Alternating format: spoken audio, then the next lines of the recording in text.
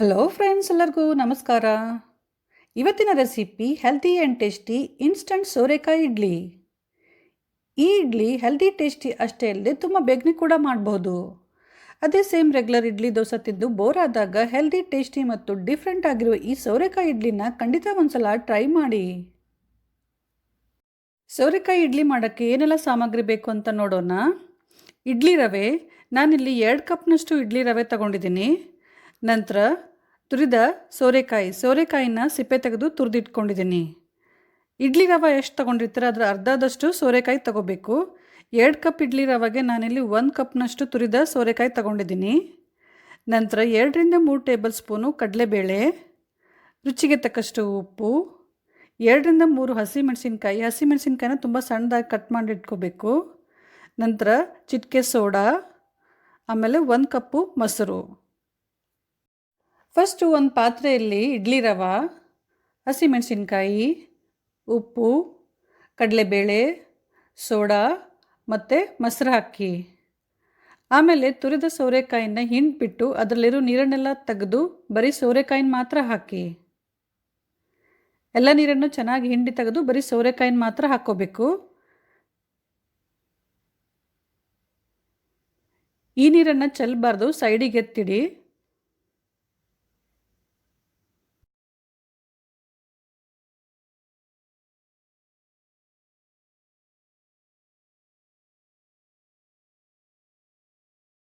ಇವಾಗ ಎಲ್ಲ ಚೆನ್ನಾಗಿ ಮಿಕ್ಸ್ ಮಾಡಿ. ಎಲ್ಲ ಮೊಸರನ್ನು ಒಟ್ಟಿಗೆ ಹಾಕಬಾರ್ದು, ನೋಡಿಕೊಂಡು ಸ್ವಲ್ಪ ಹಾಕಬೇಕು. ಹಿಟ್ಟು ತುಂಬ ಗಟ್ಟಿ ಅನಿಸಿದರೆ ಮುಂಚೆ ಹಿಂಡಿಟ್ಕೊಂಡ ಸೋರೆಕಾಯಿ ನೀರನ್ನು ಹಾಕಿ. ಫ್ರೆಂಡ್ಸ್, ಆದಷ್ಟು ನೀರನ್ನು ಕಡಿಮೆನೇ ಹಾಕಿ. ಈ ಇಡ್ಲಿ ಹಿಟ್ಟು ಸ್ವಲ್ಪ ಗಟ್ಟಿನೇ ಇರಬೇಕು, ಯಾಕಂದರೆ ಸೋರೆಕಾಯಿ ಕೂಡ ನೀರು ಬಿಡೋದ್ರಿಂದ ಮುಂಚೆ ನಾವು ಜಾಸ್ತಿ ನೀರು ಹಾಕಿದರೆ ಇಡ್ಲಿ ಚೆನ್ನಾಗಿ ಬರಲ್ಲ. ಹಾಗಾಗಿ ನೀರು ಅಥವಾ ಮೊಸರನ್ನು ನೋಡ್ಕೊಂಡು ಹಾಕಿ.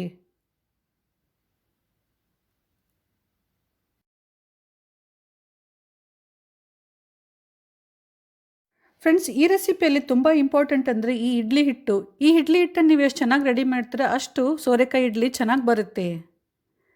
ಇವಾಗ ಇದನ್ನು 10 ನಿಮಿಷ ಮುಚ್ಚಿಡಿ.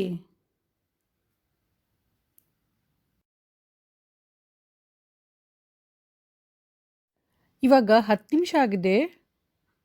ನೋಡಿ ಫ್ರೆಂಡ್ಸ್, ಹಿಟ್ಟು ಇಷ್ಟು ಗಟ್ಟಿ ಇರಬೇಕು. ತುಂಬ ನೀರಾಗಿರಬಾರ್ದು ಮತ್ತು ತುಂಬ ಗಟ್ಟಿ ಕೂಡ ಇರಬಾರ್ದು. ನಾನು ಆವಾಗಲೇ ನೀರು ಹಾಕ್ಕೊಂಡು ಹಿಟ್ಟನ್ನು ಒಂದು ಸ್ವಲ್ಪ ಸರಿ ಮಾಡ್ಕೊಂಡಿದ್ದೆ. ನೆಕ್ಸ್ಟ್ ಇವಾಗ ನಾನು ಇದನ್ನು ಇಡ್ಲಿ ಪ್ಲೇಟಿಗೆ ಹಾಕ್ತಾಯಿದ್ದೀನಿ. ಇಡ್ಲಿ ಪ್ಲೇಟಿಗೆ ನಾನು ಮುಂಚೆನೇ ತುಪ್ಪ ಹಚ್ಚಿ ರೆಡಿ ಮಾಡಿ ಇಟ್ಕೊಂಡಿದ್ದೀನಿ. ಹಿಟ್ಟನ್ನು ಪ್ಲೇಟಲ್ಲಿ ಹಾಕಿದ ನಂತರ ಸ್ವಲ್ಪ ಕೈಯಿಂದ ಈ ಥರ ಒತ್ತಿ ಸರಿ ಮಾಡಿ.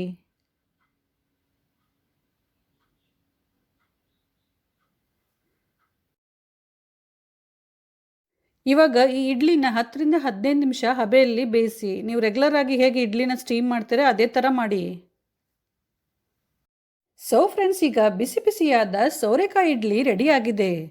ಇದನ್ನು ಸಾಂಬಾರ್ ಮತ್ತು ಚಟ್ನಿ ಜೊತೆ ಎಂಜಾಯ್ ಮಾಡಿ. ಫ್ರೆಂಡ್ಸ್, ಚಟ್ನಿ ಮತ್ತು ಸಾಂಬಾರ್ ರೆಸಿಪಿನ ನಾನು ಆಲ್ರೆಡಿ ಶೇರ್ ಮಾಡಿದ್ದೀನಿ, ಲಿಂಕು ಡಿಸ್ಕ್ರಿಪ್ಷನ್ ಬಾಕ್ಸಲ್ಲಿದೆ. ಈ ಇಡ್ಲಿನ ನೀವು ಕೂಡ ಮಾಡಿ ನೋಡಿ. ರೆಸಿಪಿ ಇಷ್ಟ ಆದರೆ ಲೈಕ್, ಶೇರ್ ಮತ್ತು ಕಮೆಂಟ್ ಮಾಡೋದನ್ನು ಮಾತ್ರ ಮರಿಬೇಡಿ.